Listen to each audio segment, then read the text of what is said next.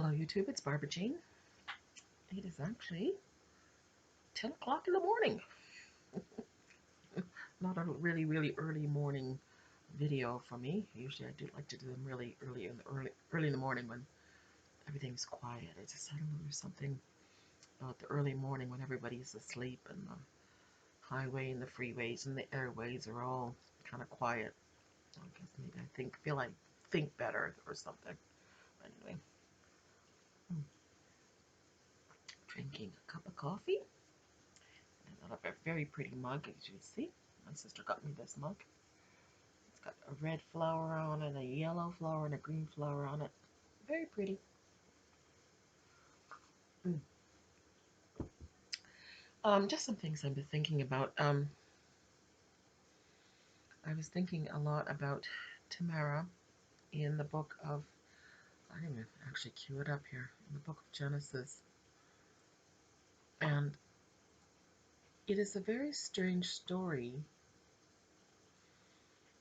about this woman and her encounter with her father-in-law. And like I said, it's my last video. It's hard for us to really understand it in our modern mind about what really was going on here between Tamara, excuse me, her name is Tamar, excuse me, Tamar and Judah, and why this is an important story. Well, it is important because this woman gives birth to twins, of whom the lineage of the kings came through Judah. And this woman, Tamar, Tamar, Tamar, Tamar. I think that's how a lot of people pronounce it, Tamar. And that she gives birth to these sons, of which I think uh,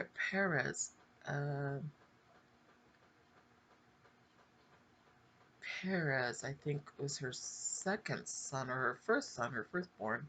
But it was a very even the birth of her children was unusual and strange in that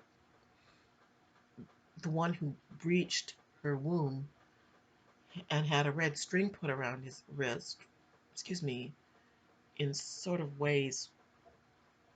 It's a very odd story. I don't think anybody fully understands it. If they do, well, I hope maybe I'll run across that video one day because that would be interesting. But one child breaches the womb and they tie a red string around his hand and he pulls it back. And then the other child is the one who gets born first, Perez, I believe. And he ends up being the king or the lineage through which King David comes through, I believe. But anyway, which is all very interesting. Um, so it's a very odd story, but the story about Tamar is odd in itself, and that Joseph is sold into slavery by his brothers, and particularly Judah, who is the one who came up with the plan to have him sold to the Ishmaelites. Um, he is going through this curse uh, through his sons from his first wife. And this woman, Tamar, who is married to his firstborn, who dies because God takes him out. God takes this man out, his firstborn son, Onan. Oh, wait. His first son was named Er, E-R, Er. It's kind of interesting. His name is Er. In modern English, E-R-R means a mistake. So it's kind of interesting that this man who God sees as an error or an evil man, and the Lord takes out. So he was an heir. He was an error to err. You know what I'm saying? It's kind of ironic. God's sense of humor, I guess. Hmm. But this quite clearly says the Lord slew him because he was wicked. And Then the second son, Onan, he Judah gave gifts to Tamar to marry after the firstborn and after they didn't produce any children. And Onan does something wicked. He actually betrays his brother because he didn't want his children to come through Tamar, and in that was a betrayal to his brother because she was um, that he was impregnating basically Tamar. That was his job in order to produce children for his so his brother wouldn't be forgotten. Well, if he was a wicked man, there's probably a good reason for it. But nonetheless, it's kind of interesting, and I think it's kind of a funny story. And he spills his seed on the ground, and as a result, God wasn't too happy with him either and took him out. So Judah was a little bit nervous, and rightly so, about giving Tamar um, his third son, his last son. And I was just thinking about this strange. It's a very strange story. So I got my washing machine going in the background there. Um, if it gets really, really loud, because the basket's unbalanced, so sometimes it goes a little bit crazy. So I have to go and fix it. But nonetheless, if it gets too loud, I'll pause the video. Um, anyway, this is like I said, it's a very strange story because why is this stuck in here except to let us know why Judah was blessed and why the lineage comes through this woman Tamar. And the reason is that she is a very brave woman. And I had to think about this for a while. Why did she do what she did? Well, because a baby changes everything. This woman was destined for destitution. She was going to be really her only option if Judah didn't give her the third son. She was destined to be destitute. She was destined for prostitution, is what she was destined for. Okay, she had married into Judah's family, and and his sons didn't do right by her. Okay, that's just the bottom line. They didn't do. Neither one of those sons did right by her, and she knew it. And she knew that if she didn't marry the last son and produce a child, she was destined for a life of destitution. She was in desperate mode, okay? And because I was thinking about her situation, it's not like today. Like I said, our modern mindset has a hard time with it. It's not like she could gone out and got herself a job or something. Like we think today, oh, she could have gone to college and get her BA or whatever, and become a teacher. They didn't have those modern jobs for women in those days. Women were you were born into a family, and you either participated in the family business or you had children, and you allowed your children were your basically your social security. Think about it. They were your social security. They were your um, salvation from poverty or prostitution. And this good woman knew that her situation was dire. She was in a very bad, precarious place because she knew that Judah was reluctant to give her the last son in order to produce children. And without children, she had nothing.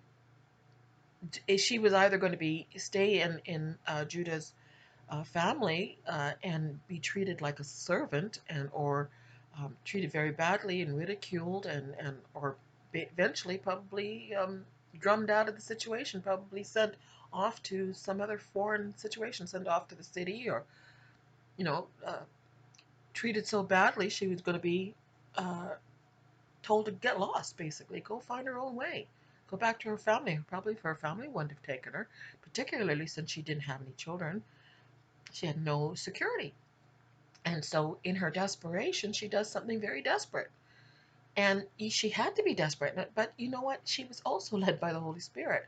She knew the situation was really bad. And so, the only thing she really had was to take matters in her own hands in a sort of way. Oh, there goes the washing machine.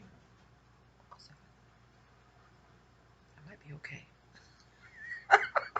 Give it a second, because sometimes it gets it. I think it's going to be all right. Okay, I think it's going to be okay. The things I have to go through. But anyway, um, wait, hold on. It's getting kind of loud. Just a second. Okay, the washing machine's still going, but if it just stays at this level, it'll be okay. Um, anyway, Tamar finds out her father-in-law, who had just lost his wife, I guess a little time before, and has gone through his grieving period, and she finds out he has gone up to, let me see if I can find it here. He's gone up to Timnath to shear his sheep, and he's gone off with a friend to do this, and she hears about it. So she hears about it, and so she gets a plan to go there too. She dresses up in a Genesis 38:14, and she puts her widow's garments off her and covers her with a veil and wrapped herself and sat in an open place, which is by the way to Timnath. For she saw that Shelah was grown, and she had not been given unto him for wife.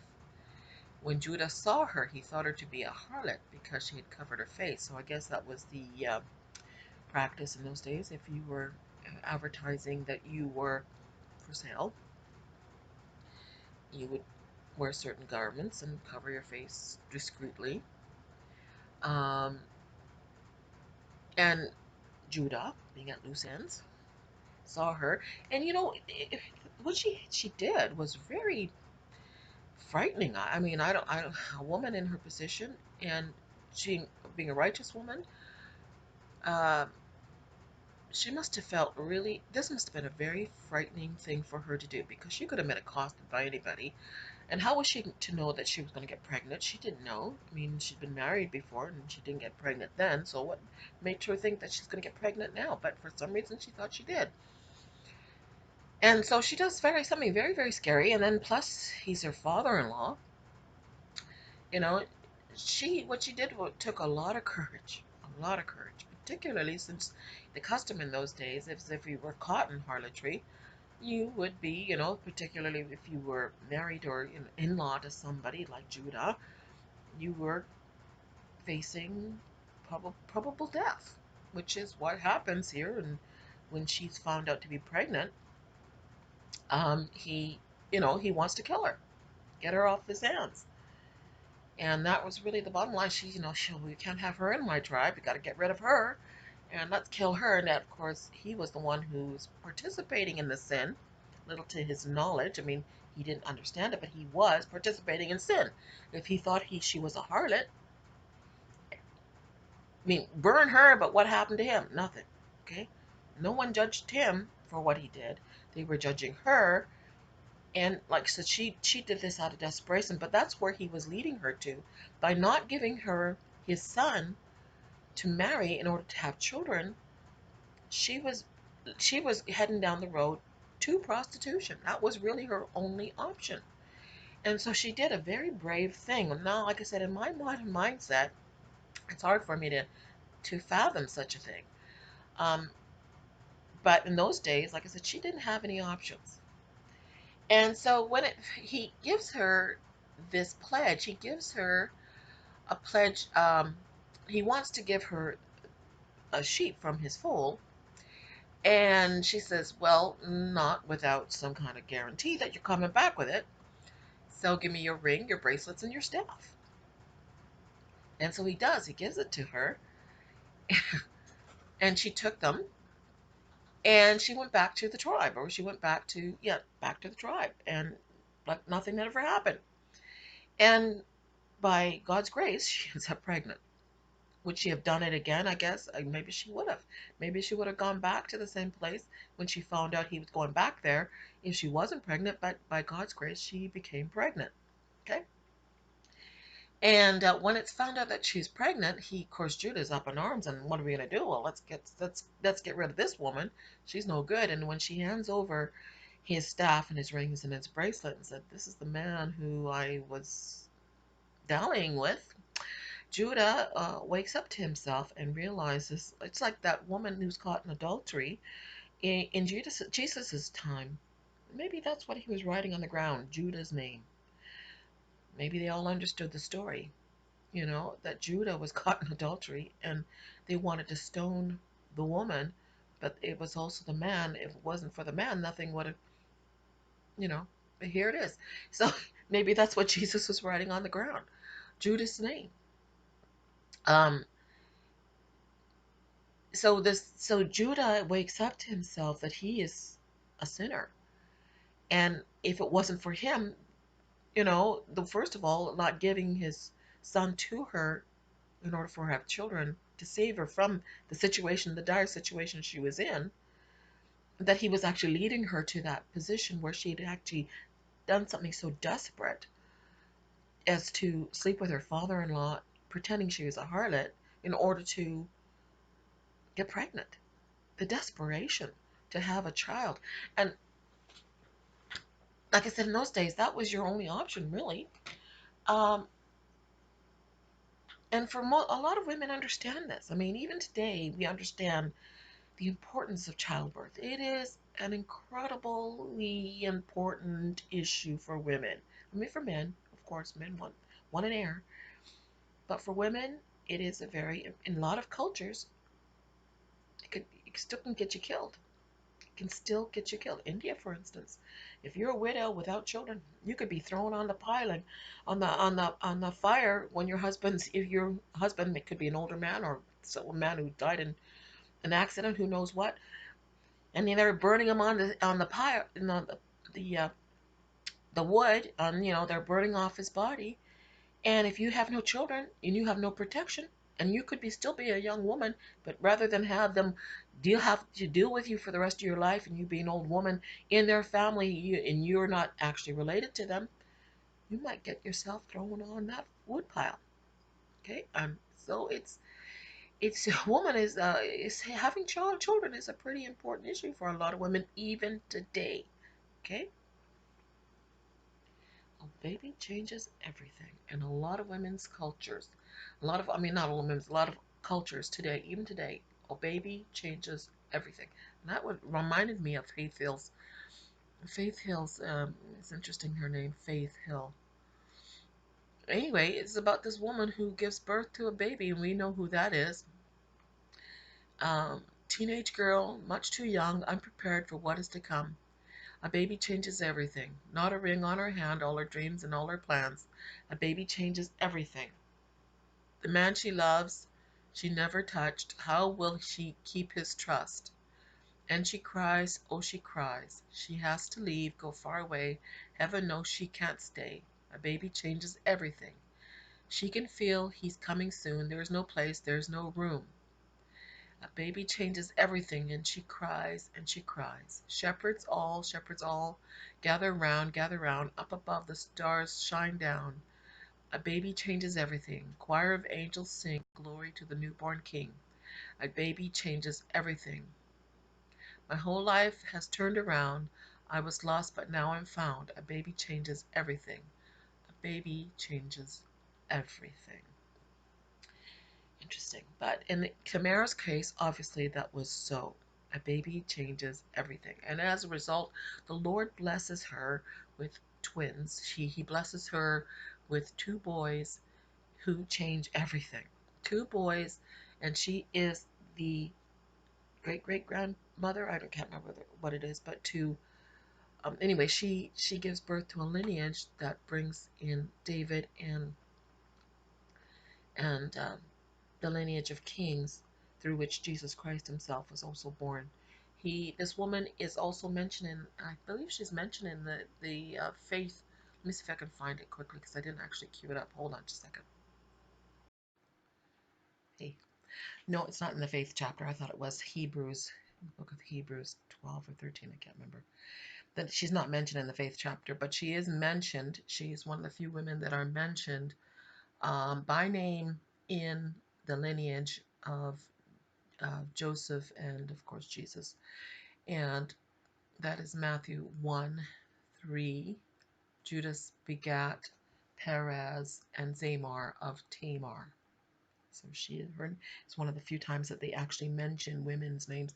It's interesting how often they don't mention. Of course, it would if you mention all the women as well as the men in the lineage line. Well, it gets so long, and so maybe that's why they didn't mention women. But nonetheless, she was mentioned as an important part of the story of the lineage of Jesus. And reason why is because she was a very brave woman for what she did. She was very brave. And maybe that's what Lord was looking for in the line of kings that Jesus was going to come through, was this bravery, the bravery of women, of strong women. Sarah was another one that was mentioned. She's mentioned in the um, faith lineage, of course, in the book of Hebrews. But um, he's looking for bravery. He's looking for women who are strong and brave and courageous, just like he's looking for strong, courageous men, because strong, brave women breed strong, strong, brave men. Okay? And I think that's what the Lord is showing us through Tamar and what she was facing. I also was thinking about how, you know, we all know that a baby, like for instance, hey, uh, Hannah, and the situation she was in. She was married to a man who loved her very much and wasn't going to treat her with any disrespect. He treated her very, very well. Apparently, in the book of Samuel, he was treated. She was treated well, and he remembered her even though she had no children of her own. And he was married to two women. I can't remember his name at the moment, but he was married to two women, and but he treated them very well, both of them obviously, because he remembered her even when he was giving out gifts and stuff. He always remembered his wife, Hannah, even though she had no children. So she was very blessed to have a husband who treated her as well. Because in those days, particularly, if you had no children, you were in danger of being destitute when he died. And but anyway, she was desperate. She knew that a baby changed everything. She knew that a baby changes everything, and she was desperate for children. As a result, she made a pledge to the Lord that, her child, that the Lord would give her a child, would be dedicated to the Lord. And the Lord blessed her as a result. And she had many other children afterwards, but Samuel was her firstborn. And of course, he was a great prophet. Um, so also, I just wanted to read. I mean, of course, we know that Mary had a baby, and baby changes everything. Um, 1 Timothy 2:10. Um, Let a woman learn in silence with all subjection, but I suffer not a woman to teach nor usurp authority over a man, but be in silence. This is talking about the congregational situation when men and women are in a congregational situation, because it's just that I guess men have they have a hard time listening to women. They just do, nonetheless. That's beside the point. That nonetheless, it says, "For Adam was first formed, then Eve. Adam was not deceived, but the woman being deceived was in transgression. Notwithstanding, she shall be saved in childbearing, if they continue in faith, charity, holiness, and sobriety." And this is a very interesting verse, this last one. Notwithstanding, she shall be saved in childbearing, if they continue in faith, charity, holiness, and sobriety. This has a couple of meanings though. This verse means, for instance, if she it's a very strange verse. It seems to be stuck in here and it just seems like it stands out. It stands out to me. She shall be saved in childbirth, meaning that she will live through her childbearing. Perhaps that's what it means. I mean, childbearing. Childbirth almost took my mother's life a few more than a couple of times. She had 9 children, and she almost died at least a couple of times. Um, so maybe that's what it means. It means that if she has children, God is going to save her through them so that she will survive childbirth if she continues in faith, charity, holiness, and sobriety. Um, It also, I guess, goes back to what I was saying though, but how a baby changes everything. How when a woman has children, it changes something inside of her. Um, I've never had children, so I don't know in personally, but from what I know about women and being a woman, and from seeing, firsthand through other people, how when a woman has a child, something emotionally changes inside a woman. There is something very different that goes on inside of her thinking and her mentality and her emotional or spiritual. Something happens, okay? We all know that. Also, it gives her a sense of security. Like I said, in more uh, past ages, particularly, but and not so much perhaps in these ages, but still to some extent, when a woman gives birth, there's a sense of security with her marriage and her husband and her family, her in-laws, um, in herself. That she's going to have someone look after her. And like I said, not so much today in these modern ages where women go out and work more, but particularly still in some societies, childbirth gives you a sense of security that there's someone going to look after you in your old age. Okay, so that's very interesting. But then also spiritually, there's also, like I said, that goes back to Revelation chapter 12. We shall go there. Yes, we're going there. And there appeared a great wonder in heaven, a woman clothed with the sun and the moon under her feet, and upon her head a crown of 12 stars. She, being with child, cried, travailing in birth and pain to be delivered. And there appeared another wonder in heaven. Behold, a great dragon, having 7 heads and 10 horns, and 7 heads upon her, 7 crowns upon his head, and his tail drew a third part of the stars of heaven, and cast them to the earth. And the dragon stood before the woman, which was ready to be delivered, for to devour her child as soon as it was born. And she brought forth a man child, who was to rule all nations with a rod of iron. And her child was caught up unto God and to his throne. And the woman fled into the wilderness, where she hath a place prepared of God, that they should feed her there 1,260 days. So, a baby changes everything. And we all know that. We all know a baby changes everything. This woman who gives birth to a child, her sense of security and her marriage is complete. Um, this is the bride of Christ. And she gives birth to a child, which solidifies her relationship, solidifies her righteousness, solidifies the lineage, it solidifies her security, it solidifies her protection, and she will be taken care of. This is the bride of Christ. I'm certain of it. I know that this is who this is. I don't need anybody's permission to believe what I know. Okay? It may not be traditional to believe that this is the bride of Christ. That's okay. You can stay wherever you like in your belief system. If you're comfortable with it, you go ahead and you believe that. But as far as I'm concerned, this is the bride of Christ. Because it makes sense from everything that I've read in the scriptures, Sarah and her husband, Abraham, and how a baby changed everything. Okay? It makes sense with God the Father and the Holy Spirit. A baby changed everything. Mary and Joseph, Tamar and Judah, um, Sarah and Ruth and Boaz. Every time you turn around, a baby changes everything. It's important in every aspect of life, the continuation of life, the production of life, and how life is so incredibly beautiful, and how a baby changes everything. And in this story too, a baby changed everything. You can believe what you like. I don't need your permission to believe what I believe, because I know what I know. Okay? And I know from the scriptures that this baby is going to be born. He isn't born yet. He's going to be born.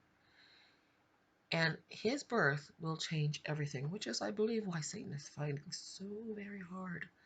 Just like he fought the birth of Christ Jesus and his lineage, and how he was going to come through the line of David. Tried to destroy that line on many, many occasions, and he couldn't do it.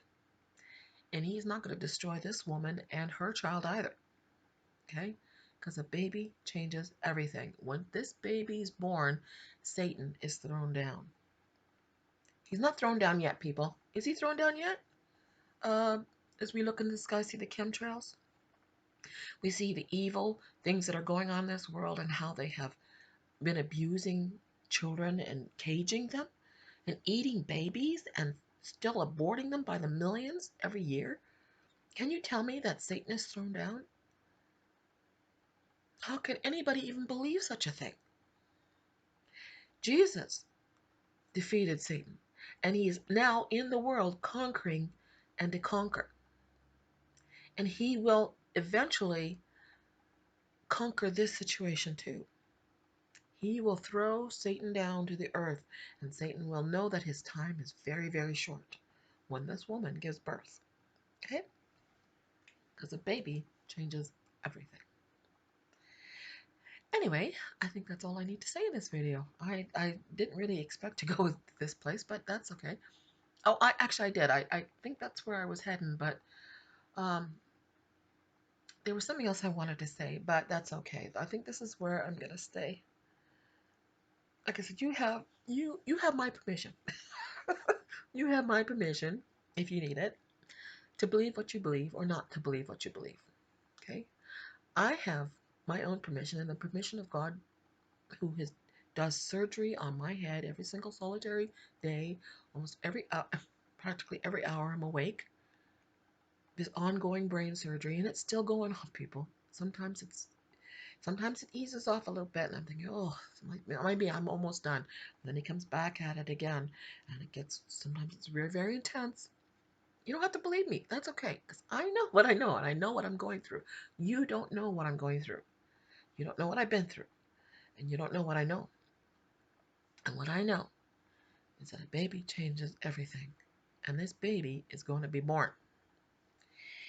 Anyway, God bless. I will talk to you later.